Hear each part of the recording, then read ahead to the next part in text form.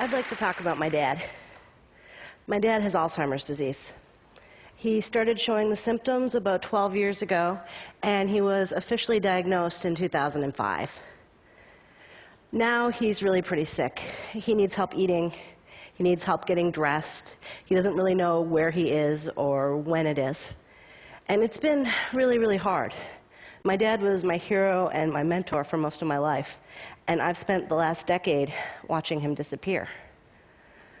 My dad's not alone. There's about 35 million people globally living with some kind of dementia. And by 2030, they're expecting that to double to 70 million. That's a lot of people. Dementia scares us. The confused faces and shaky hands of people who have dementia, the big numbers of people who get it, they frighten us. And because of that fear, we tend to do one of two things. We go into denial. It's not me, it has nothing to do with me, it's never going to happen to me. Or we decide that we're going to prevent dementia, and it will never happen to us because we are going to do everything right and it won't come and get us. I'm looking for a third way. I'm preparing to get Alzheimer's disease. Prevention is good, and I'm doing the things that you can do to prevent Alzheimer's. I'm eating right, I'm exercising every day, I'm keeping my mind active. That's what the research says you should do. But the research also shows that there's nothing that will 100% protect you. If the monster wants you, the monster's going to get you. That's what happened with my dad. My dad was a bilingual college professor. His hobbies were chess, bridge, and writing op-eds. He got dementia anyway. If the monster wants you, the monster's going to get you, especially if you're me, because Alzheimer's tends to run in families. So I'm preparing to get Alzheimer's disease.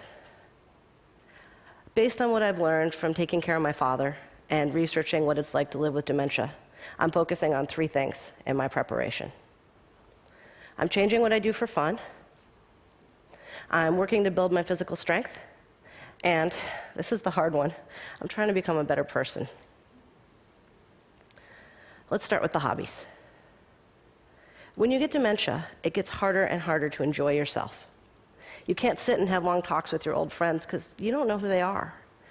It's confusing to watch television and often very frightening. And reading is just about impossible. When you care for someone with dementia and you get training, they train you to engage them in activities that are familiar, hands-on, open-ended. With my dad, that turned out to be letting him fill out forms. He was a college professor at a state school. He knows what paperwork looks like. He'll sign his name on every line. He'll check all the boxes. He'll put numbers in where he thinks there should be numbers. But it got me thinking, what would my caregivers do with me? I'm my father's daughter. I read, I write, I think about global health a lot.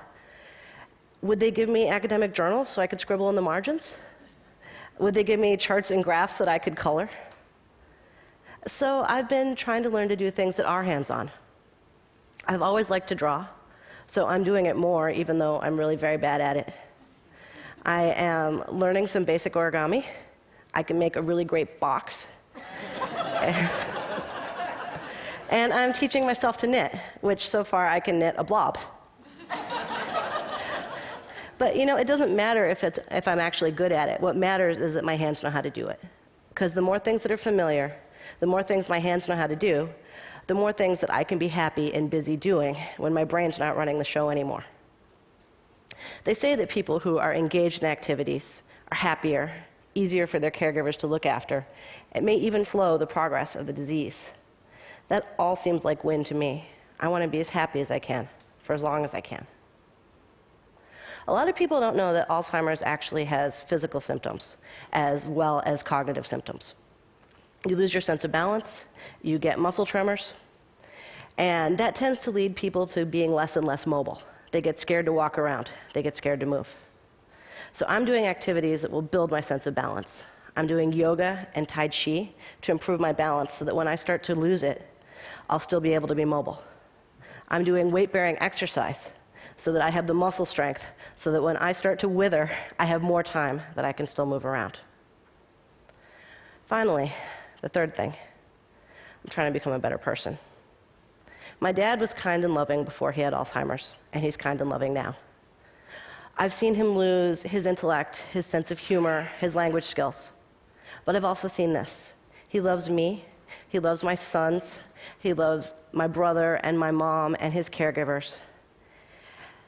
And that love makes us want to be around him even now, even when it's so hard. When you take away everything that he ever learned in this world, his naked heart still shines. I was never as kind as my dad, and I was never as loving. And what I need now is to learn to be like that. I need a heart so pure that if it's stripped bare by dementia, it will survive. I don't want to get Alzheimer's disease. What I want is a cure in the next 20 years soon enough to protect me. But if it comes for me, I'm going to be ready. Thank you.